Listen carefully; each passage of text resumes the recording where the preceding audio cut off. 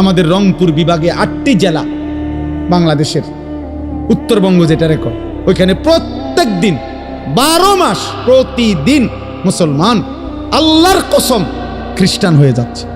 প্রত্যেক, আমার এই 2 চোখে আমি 2 জন মুসলমানকে, এইবার ঈদের পরে গেছি যে 2 দিন ছিলাম, এই 2 চোখে দেখছি 2 জন লোক। আরো অনেক দেখছি আমি গত বছর 40 দিন ছিলাম উত্তরবঙ্গ তাবলীগের সফরে, দিনাজপুর একটানা 40 দিন ছিলাম। এবছরও ছিলাম 2 দিন। নিজ চোখে দেখছি 2 ভাই, ওইখানে 2 জনে এখন খ্রিস্টান, 2 জনই মুসলমান ছিল। আশ্চর্য হবেন, একজন আল্লাহর কসমে কোরআন সামনে ওই নিজে বলছে ও 7 বছর মসজিদে ইমামতি করত। বুঝেন নাই? 7 বছর মসজিদের ইমাম ছিল।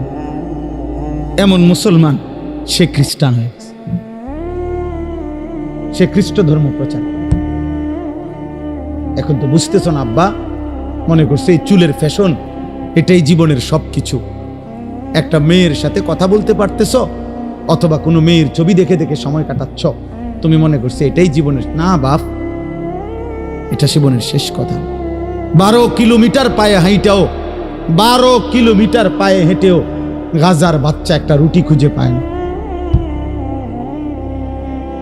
একটা রুটি খুঁজে পায় না। একটা রুটির জন্য কোনো বাচ্চা 12 কিলোমিটার পায়ে হাঁটা গেছে।